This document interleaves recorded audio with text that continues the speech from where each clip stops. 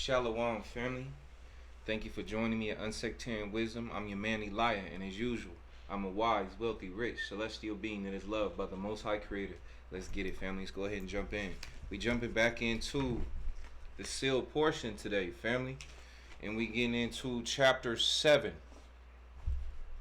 Let me go ahead and read the summary. The brother of Jared is shown the world as it appeared at the time of the Garden of Eden. He witnesses the creation of the sun and the planets, and the glories of the kingdom of God are set forth. The order of nature is also set forth. The spirit and mortal worlds are described and their order set forth. Alright, let's go ahead and jump in, family. Okay. And it came to pass that Adam and Eve were placed in this world in a part thereof that was separated from the rest of this world, that had already been created. And it came to pass that Adam and Eve were placed in this world in a part thereof. Hold on.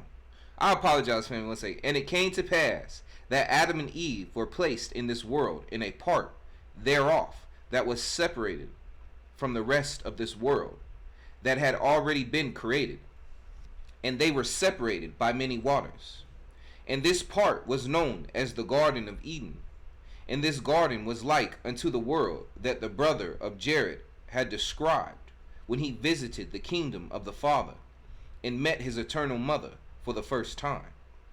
And the brother of Jared beheld that the rest of the world was inhabited by all manner of beast and fowl, and that fishes were abundant in the seas and in the oceans. Nevertheless, Adam knew nothing of these other beasts and fowls and fishes.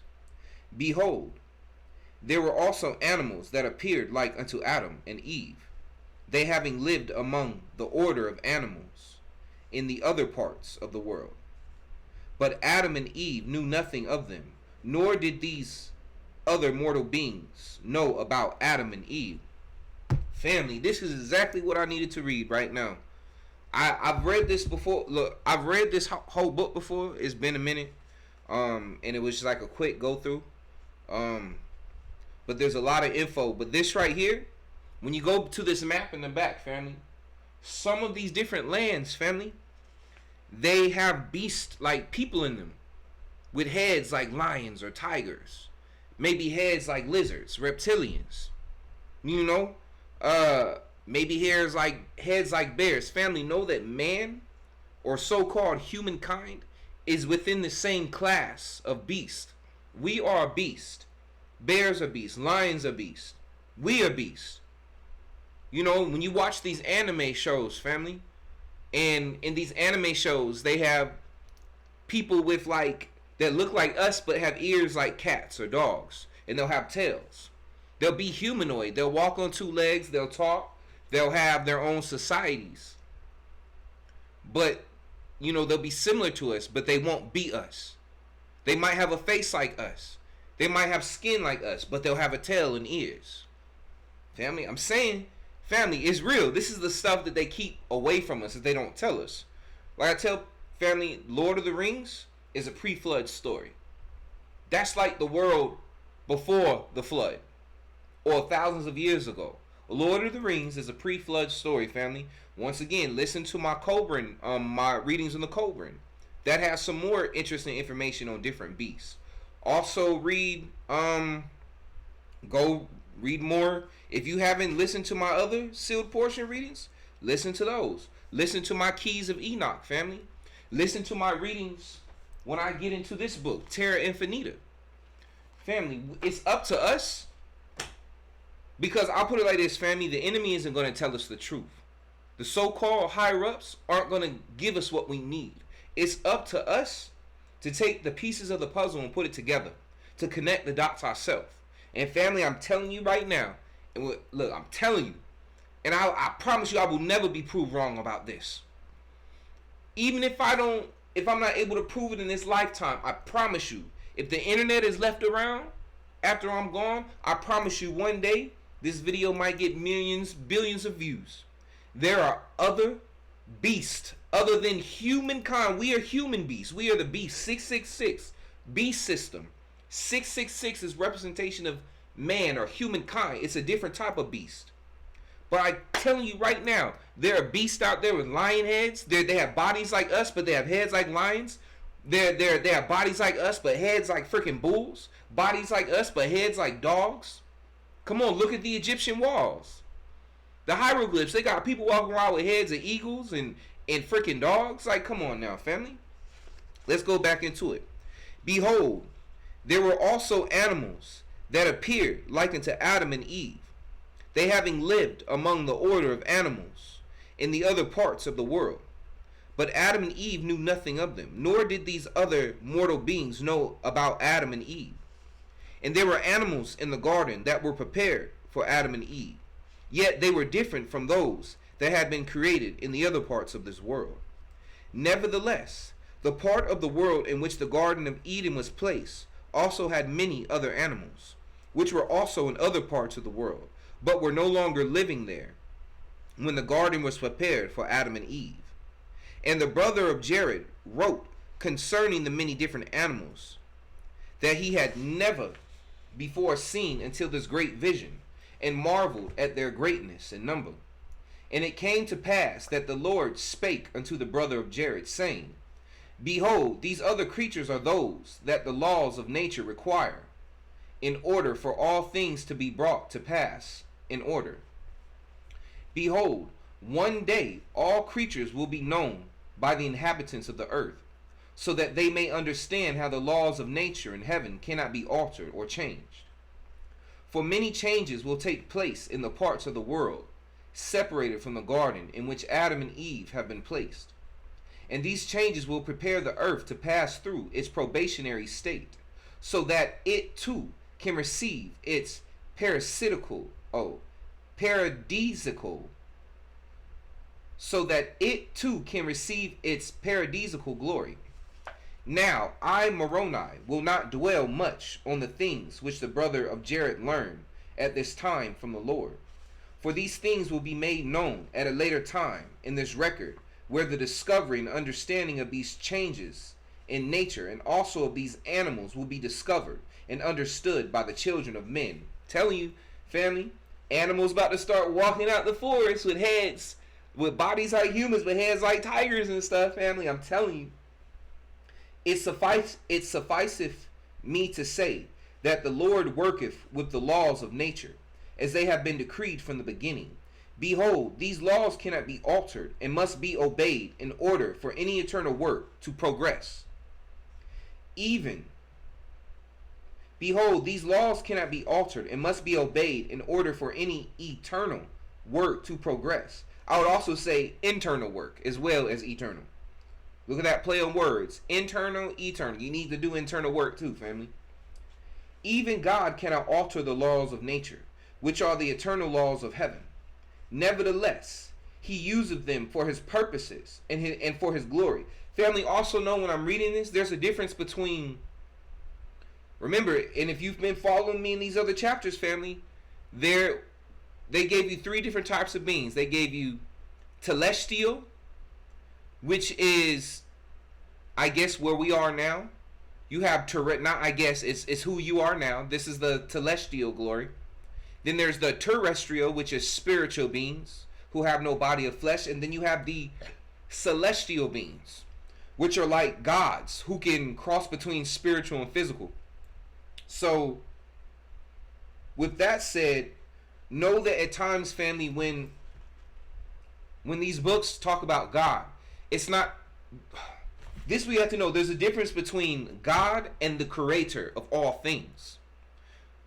Who in the Bible, who we would hope to be praying to, who we'd hope to be serving, who Yahusha talks about the most, is the creation of all things, which is neither man nor woman, which is everything. So you have to learn to be able to understand what God they're talking. Are they talking about the creator, the most high creator of all things? Or are they talking about the God over your earth, who follows the laws of the creator? So you can still follow them, but have an understanding who they are, that they are not the creator, but only the stewards of the creator's creation. So just keep that in mind. And now I, Moroni, find it expedient. And now I, Moroni, find it expedient to expound upon the words of the brother of Jared, which he wrote concerning the creation of this world, and also the worlds that are nearest unto the sun, which was created by the Father.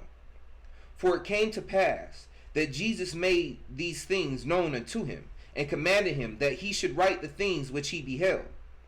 And the brother of Jared was taken by the Father to an expanse. For it came to pass that Jesus made these things known unto him, and commanded him that he should write the things which he beheld. And the brother of Jared was taken by the Father to an expanse of space, that had no light, therefore it was filled with darkness, and void of any light, as it appeareth unto us on this earth. And as he looked behind him, he could see the great expanse of the heavens. And he recognized this expanse by the stars that appeared immediately behind him. But in front of him there were no stars, neither was there any light that he could behold. And the great expanse of darkness was endless, and his eyes beheld it. And the Father stopped at the edge of the heavenly expanse that was recognizable by the brother of Jared. You know what this sounds like to me, family? Once again, if you look at the Terra Infinita map, the boundary, the ice wall and the boundary of the bigger, greater dome, you see the darkness? That is what I get in my mind when I read this.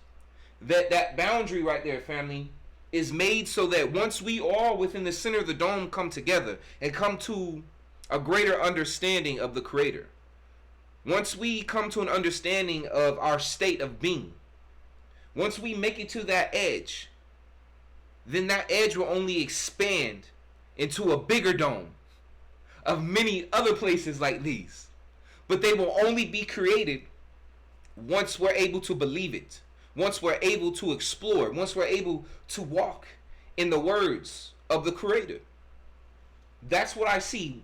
The Creator took the brother of Jared to that edge right there to show him that there is no beginning and no end, that the mind of the Creator is ever expanding into more universes, and the Creator is waiting for us to make it to that edge. The Creator is waiting for us to accept the truth, to get the understanding, so that we can move forward within creation. But I hope that made sense, family. Let me keep going. And the Father commanded both the brother of Jared and Jesus to remain at the edge of this great void in the expanse of the heavens.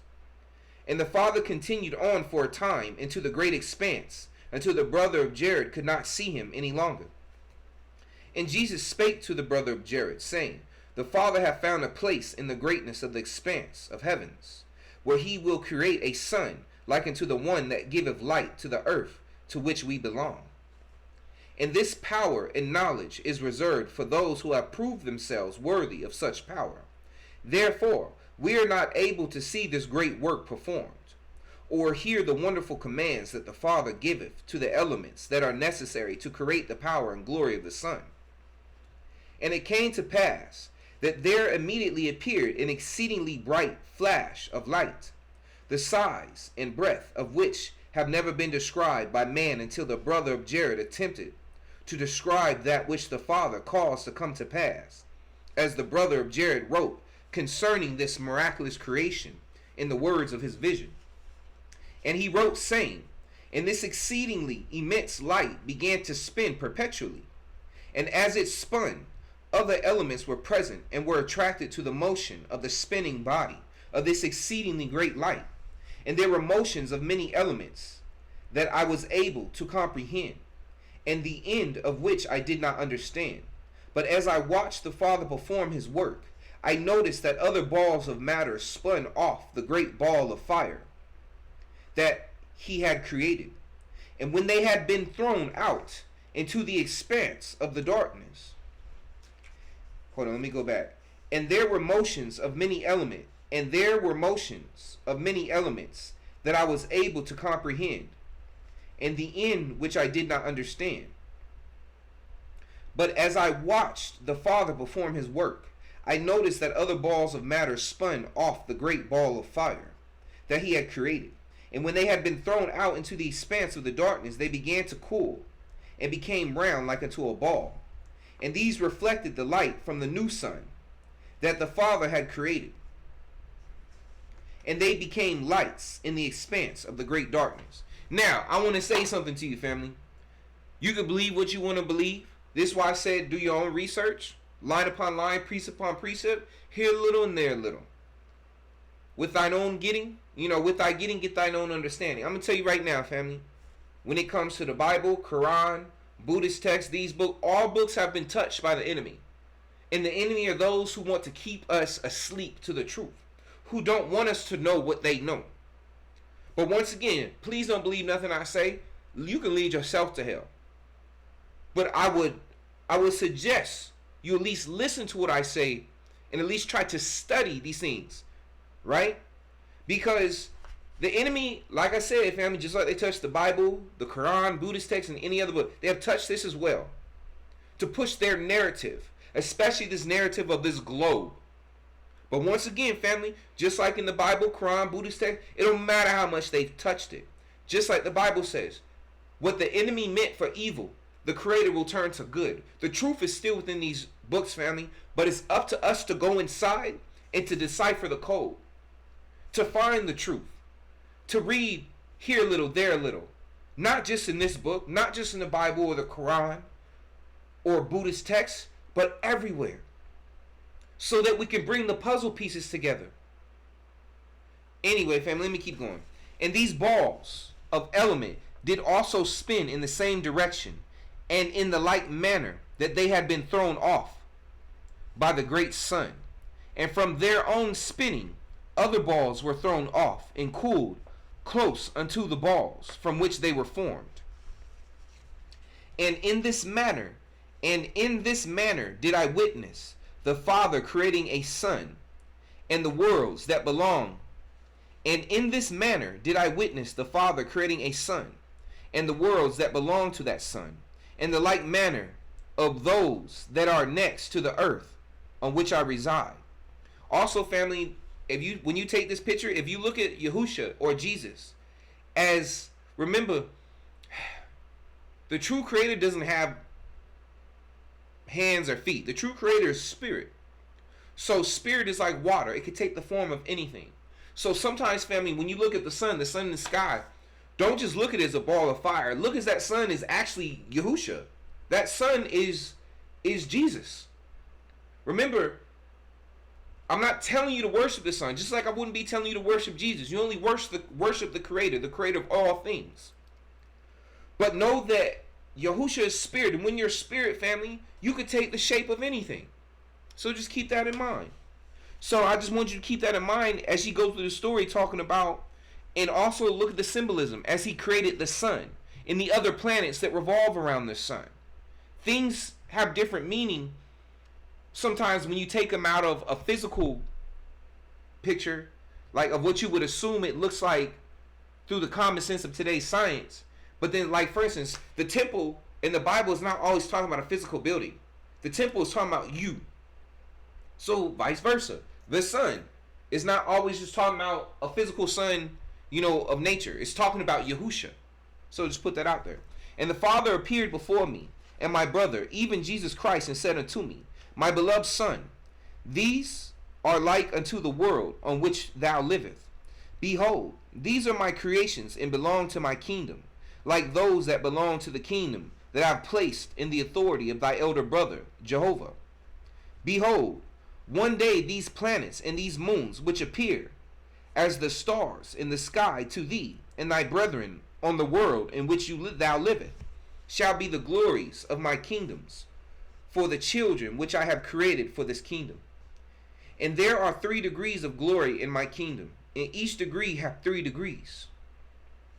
And there are 3 degrees of glory in my kingdom, and each degree hath 3 degrees.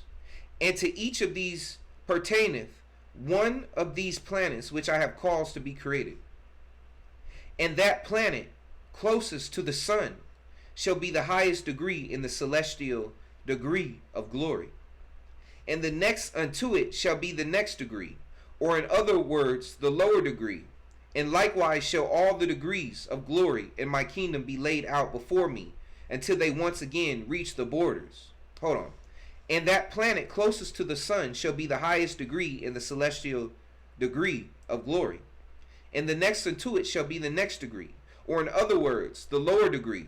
And likewise shall all the degrees of glory in my kingdom be laid out before me, until they once again reach the borders of this great darkness, which thou beholdest in the distance beyond the worlds that I have just created. Hold on. And I got to read that again, family. I apologize. And that planet closest to the sun shall be the highest degree in the celestial degree of glory. And the next unto it shall be the next degree, or in other words, the lower degree. And likewise shall all the degrees of glory in my kingdom be laid out before me, until they once again reach the borders of this great darkness, which thou beholdest in the distance beyond the worlds that I have just created.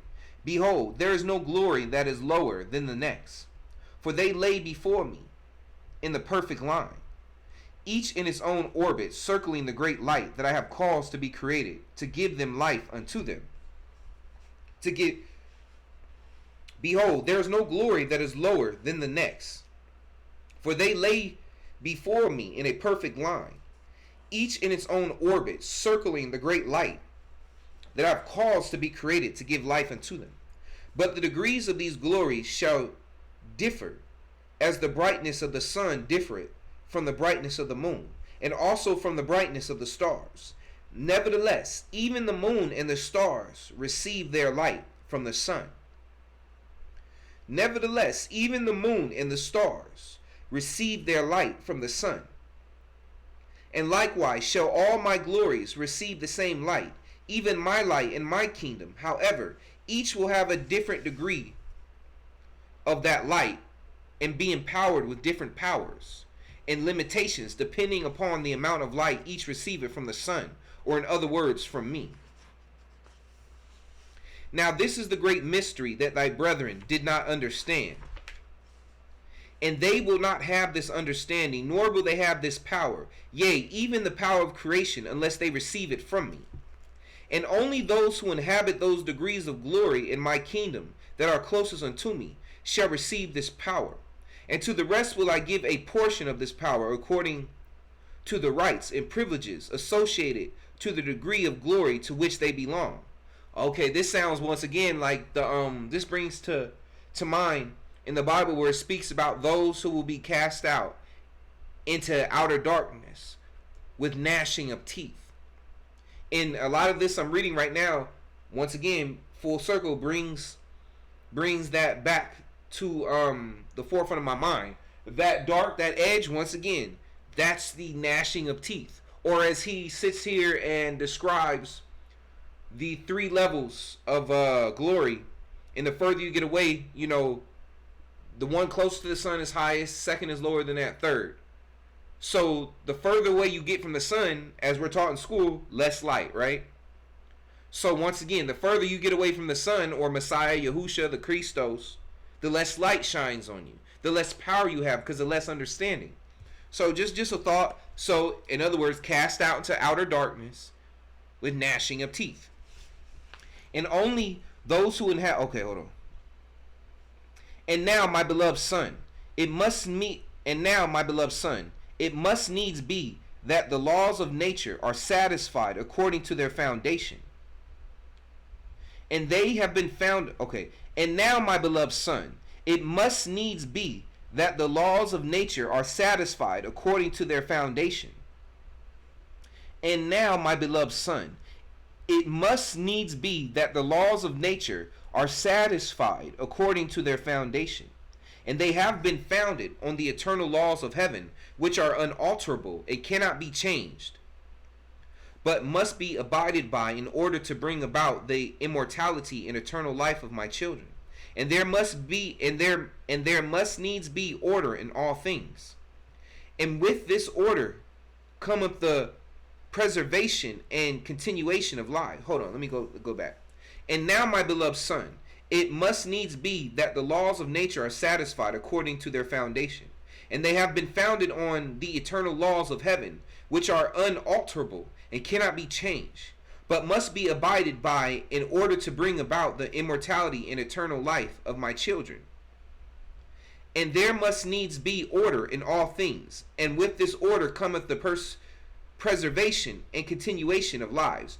What comes to me when I read this, family, just once again, think about in life, cause and effect. Like what I've learned in life, family, what I say about this, how people say America is the land of free. There's a such thing as too much freedom, family. Sometimes, family, you can give people so much freedom that it's actually detrimental to their health and the health of other people around them. Why? Because a lot of people can be very selfish.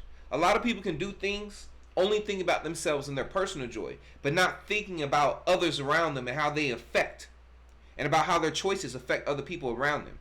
So the Creator wants to give us free will, and the Creator gives us free will, family, but we have to make the choice to accept and even come to the understanding, okay, there are boundaries. There do need to be rules. But chaos, you know how they say order out of chaos? Chaos is a part of creation. Chaos comes with creation. So chaos is a part of it. It's not necessarily bad. But once the chaos settles, right, order needs to come in for chaos creates life. Chaos creates society. But chaos cannot be permitted to continue on within that society after a certain point. Otherwise, that chaos will devour the society. So chaos creates the society, but order needs to come in afterwards to maintain the society. So that's what, once again, that's those 10 laws, family. And what are the two greatest laws? What does Yahushua say or Jesus say the two greatest laws are from the 10 commandments? To love God with all your heart and to do unto others as you'd have them do unto you. And within these two commandments,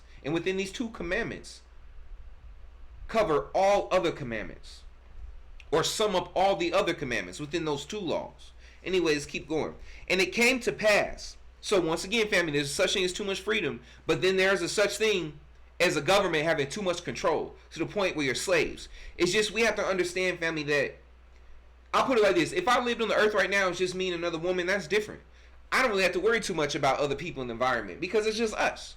But once more lives start coming, once more people are around, then things get more complicated. And then that's when you need order. And it came to pass that the father showed the brother of Jared how he separated the waters above the earth from the waters below the earth. In other words, he caused the air to appear and the rain to fall down perpetually upon the earth. And there were seeds of all kinds brought unto the Father, and he blessed them and pronounced that they were good. And there went out many beings who had bodies like unto the Father to the earth that was created, and the beings spread the seeds throughout the entire earth. And these seeds began to grow and take power from the sun and transform this power into the atmosphere in which life could be brought forth. And these plants began to grow exceedingly, insomuch that they began to cover the entire earth. And it came to pass that many strange and marvelous animals were brought before the Father from other worlds that were known unto him.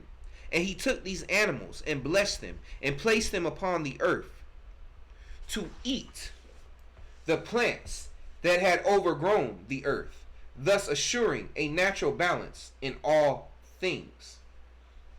And these animals were exceedingly large and plentiful, even so much that they were able to eat the plants and assure that this natural balance was established and maintained. And other animals were brought to the Father and blessed and placed in the world to assure the delicate balance of those animals that received their nourishment from the plants. And these other animals could not eat plants, but received their nourishment from the flesh of those that ate the plants. And there were exceedingly great numbers of these animals. And soon the earth was covered with them, each assuring that a natural balance was maintained. And it came to pass. And then once again, family, think about this when they talk about in science, where they say that everything is just random. The Big Bang, everything just happened, just coincidence. Me and you don't mean nothing.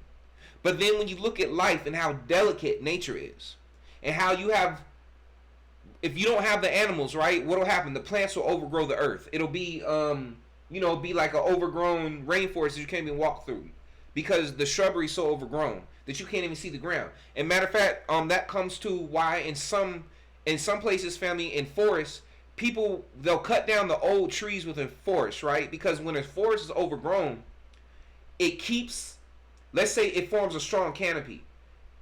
The light from the sky will stop being able to penetrate the smaller plants on the ground. So those plants will start to die.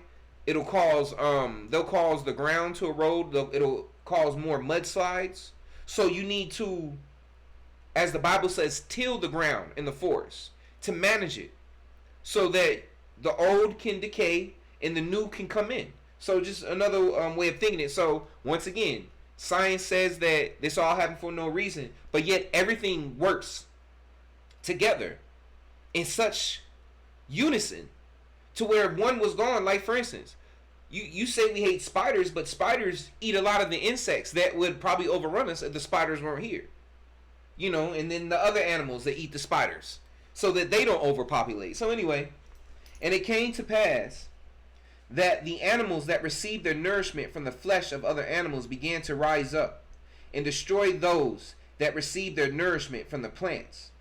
And after they had eaten all those that could, and after they had eaten all those that they could find and catch, they began to eat each other until there were no more large animals upon the face of the whole earth. You know what's funny? Once again, this even sounds, remember family, we're animals. We are spiritual beings possessing the bodies of a beast called, family, of a beast called a human being. So, once again, when you read these, don't just be thinking of dinosaurs and stuff. They could be talking about giants. They could be talking about us, talk about reptilians. They could be talking about bears, people with bodies like us, but heads like bears or heads like lions. You don't know, family. And this is the plan and order of nature. For had the plants been allowed to grow unchecked, they would have overcome the world, and the balance of nature would be thwarted. And had those that consumed the plants been allowed to grow and produce unchecked, they would have eaten all the plants of the earth, and then there would be no air to breathe. Thus the process of life could not continue. And it was wisdom in the Father, according to the laws of nature, that those animals that fed upon the flesh of others should consume all those that they could catch, thus preparing the earth for the eventual habitation of his children in the days of their probation. And it was wisdom in the Father, according to the laws of nature, that those animals that fed upon the flesh of others should consume all those that they should catch, thus preparing the earth for the eventual habitation of his children in the days of their probation. And there were other animals that existed, whose bodies became like unto the bodies that the Father had created for Adam and Eve. And these began to use their bodies to rule and reign over the other creatures that lived with them on the world in which they were created. Come on, family. Elves, dwarves, beast men. Nevertheless, they were not the bodies that were prepared by the Father for his children to inhabit. And the Father gave a commandment unto Adam and Eve, that they should not intermarry or create offspring with these other animals, or they would disobey the natural laws and create chaos in the world in which they were placed. Family, and that's another thing. And that's brought to my mind now in the Bible when it speaks of bestiality. Maybe it's not actually always pertaining to some dude or some woman having sex with a horse or a pig or a dog or some animal that we are aware of today. But it had to do with maybe a man or a woman sleeping with a man sleeping with a beast that has a body like us, but once again, a head like a snake, or a head like a bear, or a head like a lion. Or they might have a head like us and most of their body looks like us, but they still have a tail. Or they have ears that come out their head like a fox or something. So I can see why the Father wouldn't want you to, sleep with those people. And it came to pass that after the Father had cleared the earth of the creatures that consumed the flesh of other animals, he prepared a garden in which he placed Adam and Eve. Oh, so yeah, once again, I was saying that maybe bestiality is sleeping with a beast that has a body like a person, but a head like a lion. And there were no animals that were in this garden that ate the flesh.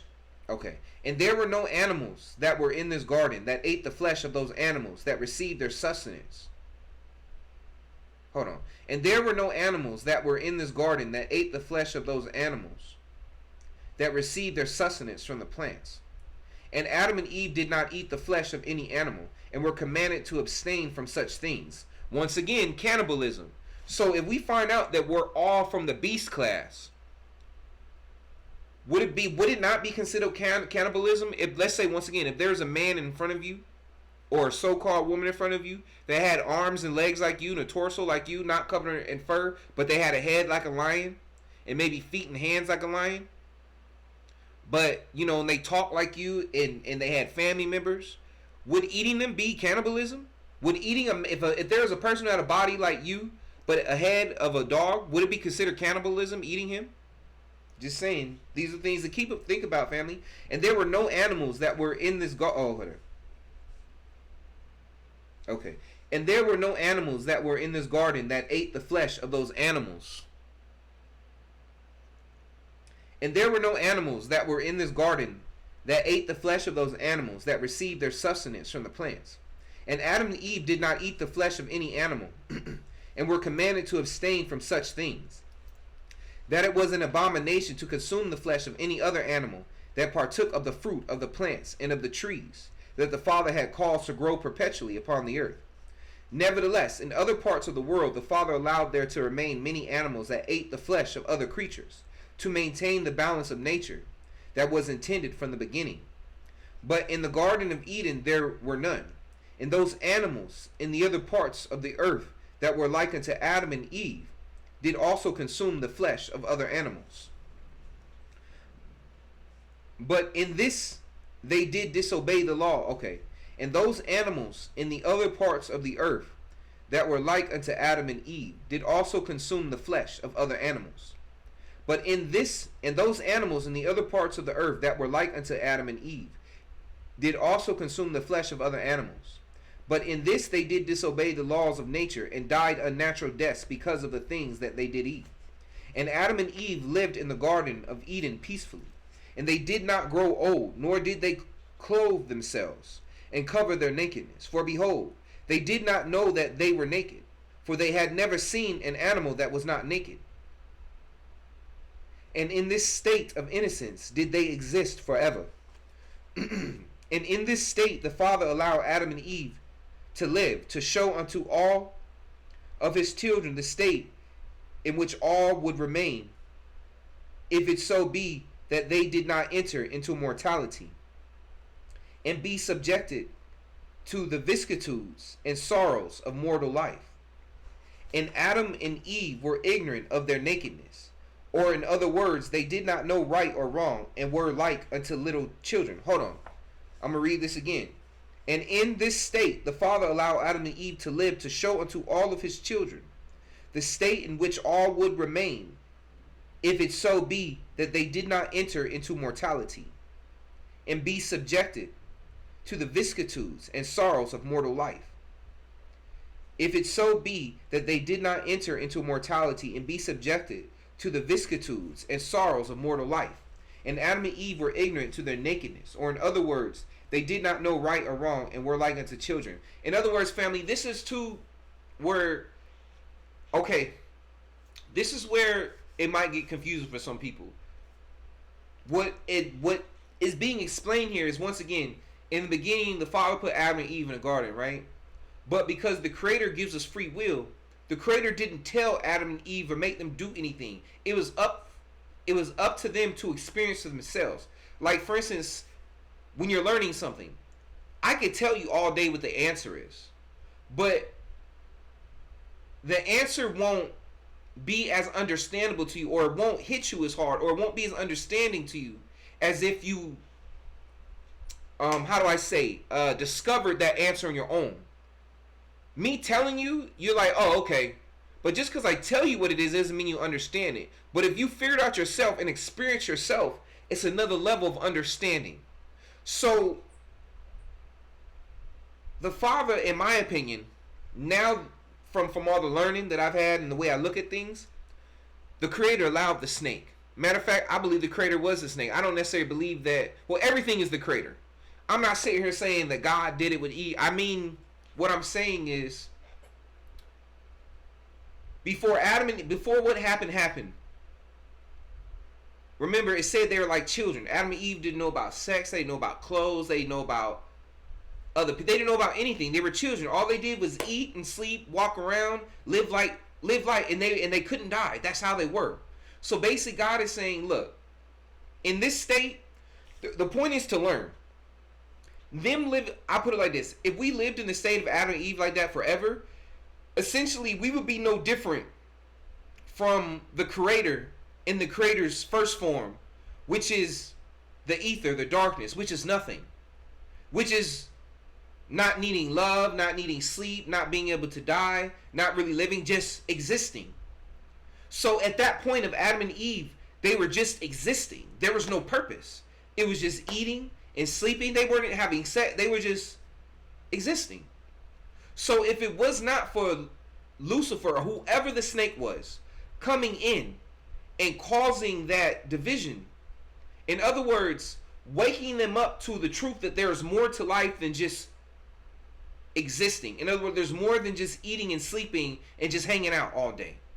There's more to be experienced. And because the Creator could not forcefully do this, he had to let them make the choice to do these things on their own so that they can have a deeper learning and understanding. Otherwise, we could always be like, oh, well, God did it. Well, I didn't want this. This is not what happened. It's God's fault. They had to be able to make choices on their own. So, family, keep this in mind as you, once again, go back and go through the story of Adam and Eve and the snake and God in the garden to get a deeper understanding of the world we live in and why things happen the way they happen. So, once again, if the snake was not allowed to do what the snake did, or whatever it truly was, a reptilian, whatever it was, or whatever it was in the garden, if that, or let's just say the devil is Satan, because that's better, because once again, I'm not really too sure about who they say Lucifer is at this point anymore. Lucifer is a name, but Satan and the devil is a title. I can be Satan. I can be the devil. So at the end of the day, I don't know who Satan or the so-called devil was in the garden. It may not have been a snake. A snake could have just been used, once again, as a representation of something else, symbolism. But anyway, the snake is representation of wisdom. So let's go. Okay. For behold, it was the purpose. Hold on. Okay, my bad. And Adam and Eve lived in the Garden of Eden peacefully, and they did not grow old, nor did they clothe themselves and cover their nakedness. For behold, they did not know they were naked, for they had never seen an animal that was naked. And in this state of innocence did they exist forever. And in this state of the Father allowed Adam and Eve to live, to show unto all of his children the state in which all would remain, if it so be that they did not enter into mortality, and be subjected to the vicissitudes and sorrows of mortal life. And Adam and Eve were ignorant of their nakedness, or in other words, they did not know right or wrong, and were like unto little children. And because they did not understand pain and misery, neither did they understand joy and happiness, and thus they could not understand the felicity of eternal happiness that their Father had explained unto them as spirit children. And while Adam and Eve were living in the Garden of Eden, the rest of the spirit children of the Father were observing all things whatsoever were occurring unto them in the world that the Father had caused to be created for them.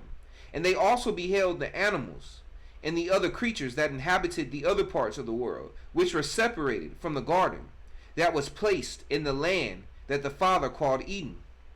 And all the spirits observed these, as they live without the laws of God, having been created with instincts that require them to live their lives according to the laws of nature.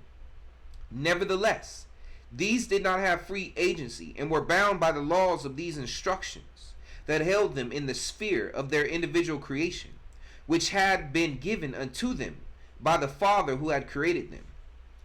And it was in this way that the Father caused to be taught those of his spirit children, And all the spirits observed these as they live without the laws of God, having been created with the instincts that require them to live their lives according to the laws of nature. In other words, family, this is a world governed by survival of the fittest. Only the strong survive. And family, this is what I also say, family, this is the difference between gods or celestial beings or people who are angels and the NPCs. Or people who are not angels, for those people who are not fallen angels, for those people who are not light workers. Because the difference between us and NPCs who don't have a soul is that we have sympathy. We have empathy. With great power comes great response. You saw what it said God did in the beginning, and it was saying that one day we'll be able to do that. So imagine if you had the power to literally create whole earths and life. If you had no empathy, if you had no morals, how would you treat your creation? You'd probably just go around, if you're a man, be honest, you'd probably go around sleeping with all the women, raping. If you're a woman, go around turning everybody into slaves, doing all types of crazy stuff, not thinking about the pain and misery that you're causing your creation. So once again, like Spider-Man, with great power comes great responsibility. And all the spirits observe these as they live without the laws of God, having been created with instincts that require them to live their lives according to the laws of nature. When you go off your instinct, family, you're not worried about people's emotions and how people feel or what they're going through. You're only worried about survival of the fittest. So you have no problem taking life. You have no problem destroying and doing things of that nature, as long as it has to do with your survival. Nevertheless, these did not have free agency and were bound by the laws of these instructions that held them in the sphere of their individual creation, which had been given unto them by the Father who had created them. And this also sounds like, family, fear. See, what I see is the difference when you live off instincts, your whole life is lived in fear. You're only worried about survival for the most part, or what makes your body feel good. But when you have an understanding of the spiritual realm, when you have the Messiah, when you have God, then you don't go around fearing death, because you know that life continues to go on, that you know that there is salvation, that there is no fear in death because death isn't the end. But if you're only going off instinct, if you believe that this is it, you're living a life full of fear, whether you know it or not. Because in the back of your mind, there's always that fear, I can die at any moment. Or, you know what I'm saying, and I haven't lived, and that this is the only chance I'm going to have to live life. That is what instinct causes to happen to you. Fear of the unknown, fear of this just being it, and that there's nothing else. And it was in this way that the Father caused to be taught those of his spirit. Okay. These did not have free agency and were bound by the laws of these instructions that held them in the sphere of their individual creation, which had been given unto them by the Father who had created them. And it was in this way that the Father caused to be taught those of his spirit children. And it was in this way that the Father caused to be taught those of his spirit children who had resided with their eternal mothers in his kingdom. For behold, it was the purpose of the Father to teach his spirit children the laws that pertain to the eternal happiness that they desire. And the Father caused a veil to be placed in the world that he had created. And this veil allowed those that were made of spiritual element to observe all things whatsoever that transpired in the mortal world, but did not allow those of the world or those who were mortal to observe the things of the spirit world. And this he did by way of the eternal laws of nature. And this law he predicted upon, and this he did by way of the eternal laws of nature. And this law is predicted, and this he did by way of the eternal laws of nature. And this law is predicted upon the functions of light, which are reflected according to the element to which they react, thereby causing some things of element to be seen by the mortal eye, and other things to be seen only by and through the power of the Spirit. For behold, even the wind that bloweth upon the face of the earth is the transference of eternal elements from one place to another that cannot be seen by the mortal eye. And a spirit can also move in the realm in which it hath been placed. And when it moveth, being created of eternal element, it also displaceth the other elements that exist, And in this way a spirit created the sensation of wind that is felt by a mortal. Nevertheless, a mortal cannot see the spirit unless he or she is allowed this privilege by the gift and power of God. And so it is. And what comes to mind to me, family, once again, the Creator is everything. The Creator is the wind. The Creator is the snow. The Creator is the sun. The Creator is the trees, the grass. The Creator is the earthquakes. The Creator is the tsunami. The Creator is the fish. It's you. It's me. Even though you can't see it, does not make it not true. And so it is that all of the children of the Father, whether they are spirit children or those spirits which have taken upon themselves a body of flesh and bone, which is mortality, exist in the same world. Okay, hold on. And so it is that all of the children of the Father, whether they are spirit children or those spirits which have taken upon themselves a body of flesh and bone, which is mortality, exist in the same world that was created for them. Therefore, there is a mortal world and also a world of spirit. And in this spirit world, the children of the Father observe and learn all things whatsoever they might learn from observing the actions of those in the mortal realm, which these spirits have either once been a part of, or of which they will one day be a part. Thus, we can see the wisdom of God in allowing his children to view the experiences of mortality, whether they are a spirit or a living soul. And in this way, the spirit children were able to observe the lives of Adam and Eve in the Garden of Eden. All right, that's the end. I'm gonna go back and read a few verses real quick, family, a few paragraphs, and then we're gonna finish up.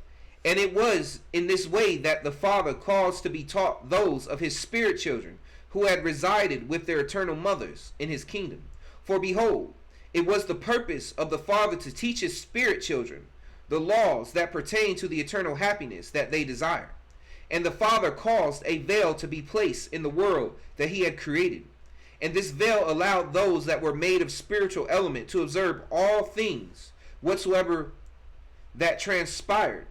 And the Father caused a veil to be placed in the world that he had created. And this veil allowed those that were made of spiritual element to observe all things whatsoever that transpired in the mortal world, but did not allow those of the world or those who were mortal to observe the things of the spirit world. And this he did by way of the eternal laws of nature. And this law is predicated upon the function of light, which are reflected according to the element to which they react, thereby causing some things of element to be seen by the mortal eye, and other things to be seen only by and through the power of the Spirit. Okay. All right, family. That's all I wanted to reread. Next, we'll be getting into chapter 8, and I'll read the summary for that. So the next chapter, the government of the spirit world is explained. The Holy Ghost was revealed, and the workings of the spirit world within the mortal world are described. How prayers are received and answered, and inspiration given through the ministrations of the Spirit. Okay, so that's what we'll be reading next, family. And give me a second. But anyway, we're done, family. Thank you for joining me at Unsectarian Wisdom. I'm your man Elijah, and as usual, I'm a wise, wealthy, rich, celestial being that is loved by the Most High Creator. We got it, family. I'll catch you later. Be blessed, family.